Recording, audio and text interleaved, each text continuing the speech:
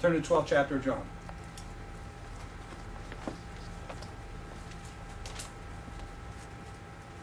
This is one of those things that we're not quite sure what happened. But there is a Christian tradition that has come down to us suggesting what might have happened in these verses. So what I share with you now is extra biblical, but I'll share with you the biblical answer. What I'm saying is, we don't know what the question was. It says here, verse 23, Jesus replied. We replied to what? We don't know. But there's a Christian tradition. I want to share with you that. Let's go up to verse 20. There were some Greeks among those who went to worship at the feast. They came to Philip, who was from Bethsaida in Galilee, with a request. Sir, we would like to see Jesus. Philip went to tell Andrew. Andrew and Philip in turn told Jesus.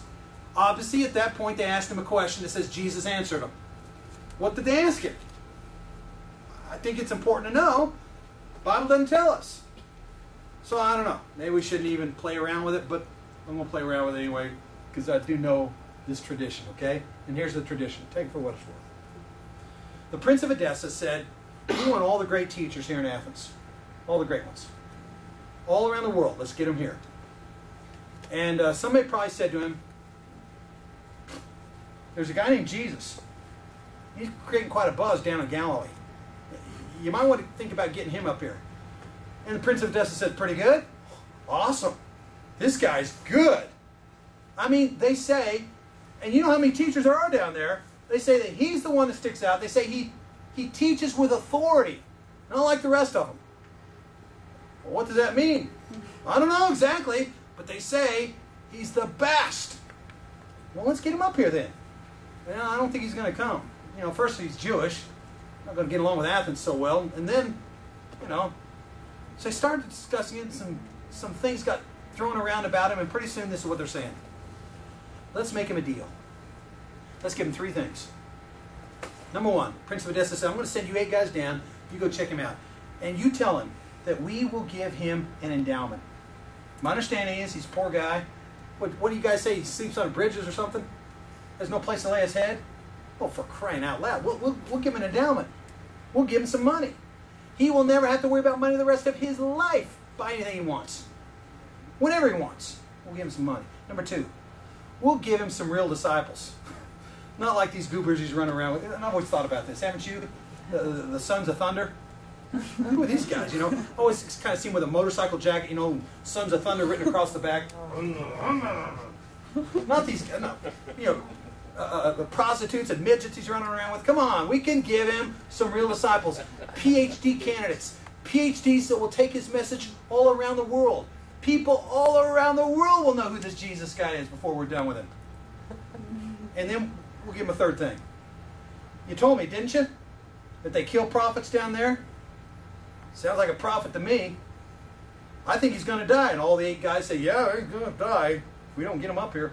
There you go. There's the 3 things. Get out of here. Bring him back here. They go. They find someone that says, yeah, I know him. I'm a disciple of him.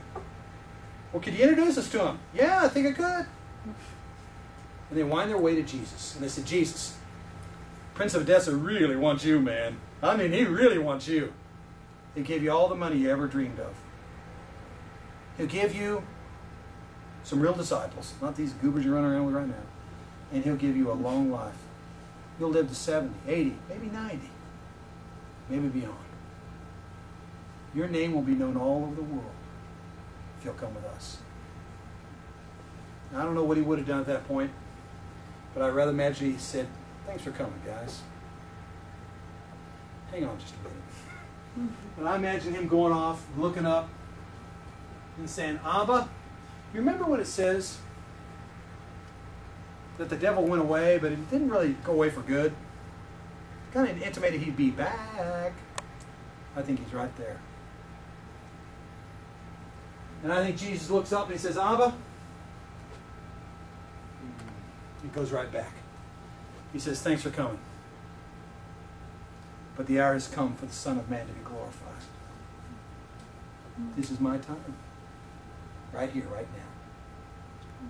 I tell you the truth, unless a kernel of wheat falls to the ground and dies, it remains only a single seed. But if it dies, it produces many seeds.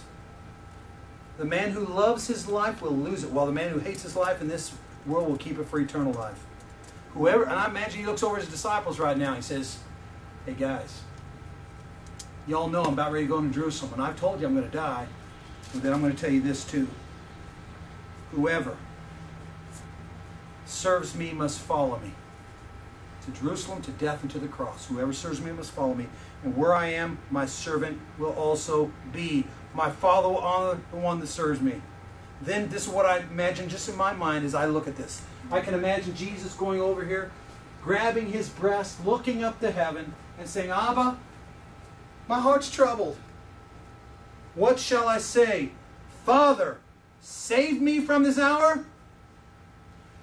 No! It was for this very reason I came to this hour. Father, glorify your name. Then it says this. A voice came from heaven. I have glorified it and will glorify it again. And all I can think about is the boys that were just sent from Edessa. They're looking at Jesus. They're looking up at the voice and they're saying, we're out of here. And they turn 180 degrees and run back to the road. It takes them back to Athens.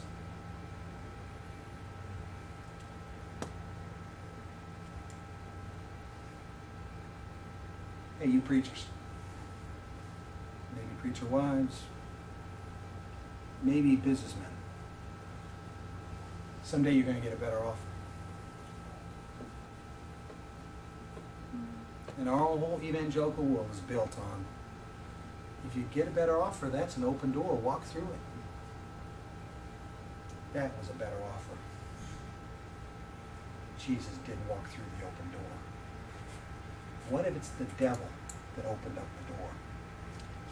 We have based our whole understanding of the will of God on open door theology. What if the devil can open up doors too? What if the devil can give you a better salary? What if the devil can give you better disciples? What if the devil can give you a longer life?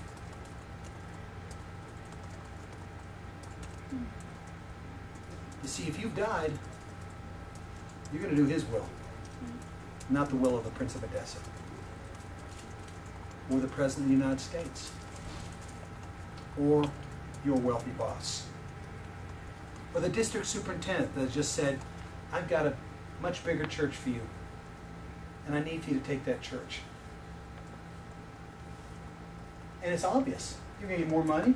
You're going to get better disciples. You're going to have a nice parsonage to live in. I mean, it's got to be God's will, right? No, maybe it is. But I wouldn't be listening to the prince. You're supposed to be listening to the King of Kings. Mm-hmm. And there's a difference between the two.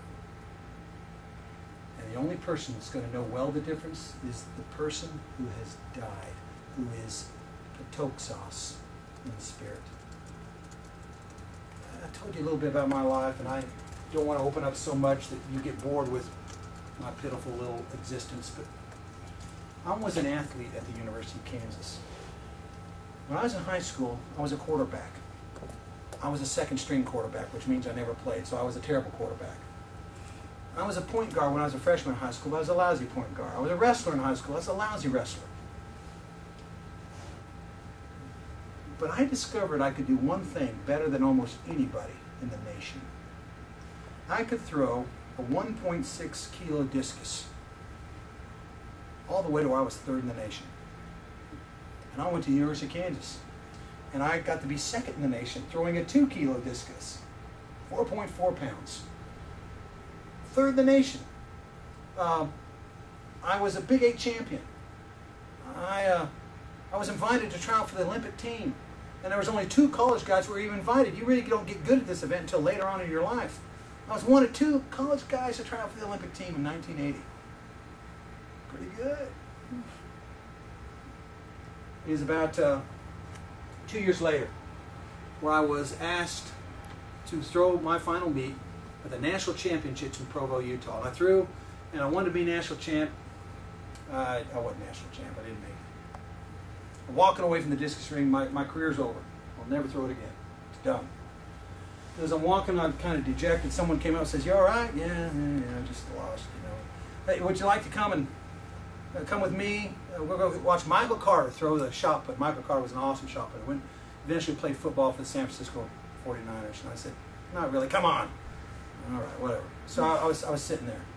We were watching Michael Carter throw the shot, and someone turned around and says, "Hey, you Freedom from Kansas?" I said, "Yeah." He said, "Tom Tellez was just talking about you." Tom Tellez? Well, he's like the greatest track coach in America. He is Carl Lewis's. You know, some of you old geezers remember Carl Lewis? No. Aiden? No? No. Before me. Always support your visiting professor a Yes, little sir. bit better than Yes, sir. Yes, sir. that. So anyway, anybody remember Carl Lewis? Yes or no? You people, you're so set apart, you're out of touch. 8 Olympic gold medals, Carl Lewis. One of the greatest athletes Yes. who ever lived. Yeah, Yes, right. I do. Whatever, just stop it, okay? So Tom Tellez and Carl Lewis are sitting right there, and they were talking about me. They were talking about me.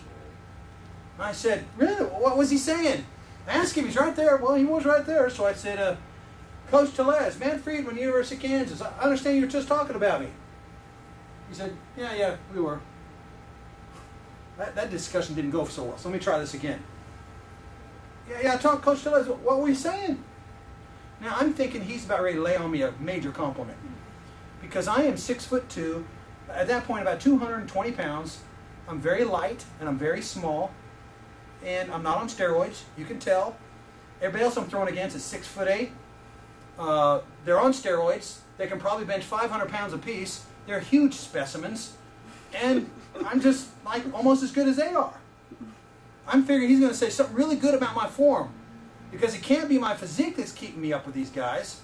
So I just say, "Well, what was about my form?" He says, "It stinks." I said, "Excuse me?" He said, "It's terrible." I said, "What are you talking about terrible?" He says, "In the middle of your spin, you should be pivoting through and you're hopping through." I'll demonstrate for you, except it's a little embarrassing now. I said, "Excuse me? Pivoting instead of hop? What kind of distance would if I would pivot instead of hop, how much further would I throw the discus today?" He said, "About 20 feet. So I do some quick addition. I'm not very good at math, but I can do that. Then I get this stupid look on my face. Wow. I win this meet today if I pivot instead of hop. Then I get this sour look on my face like, I'm never going to throw this thing again. I'm going to go find my coach. So I went to my coach. His name is Bob Timmons. I'd ask you about him, except you don't know who he is, apparently. He's about this tall.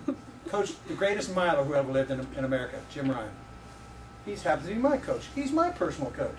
So I say, "Hey, Timmy, I was just told by Tom Tellez, you know him, greatest track coach in America." I meant the jab in there. "And he just told me that if you would have changed my form from a pivot to a hop, or from a hop to a pivot, I would have won this meet today." He grabbed me right here, dragged me down to where I was nose to nose with him, and he said, "Matt, when you came to the University of Kansas, over and over again, I told you to change that stupid hop of yours into a pivot. But over and over again, you told me this. But coach, that's just my style." And I remembered. That's exactly what I told him. You remember Frank Sinatra? Does that ring a bell? Hello? Yeah, Frank Sinatra? He had a very famous song that went like this. I'm not a singer, but can I? Yeah, sure. I did it my way. Your way stinks. I'm not talking about Matt Freedom. I'm talking about you. I'm talking about you and you. I'm talking about you. Your way stinks. Now, I don't have to tell you that. The Bible says so. You're a born sinner. That's about all you know how to do. Until Jesus comes in by grace saves us, we're pitiful wretches. But by His grace, we can be healed and we can become His.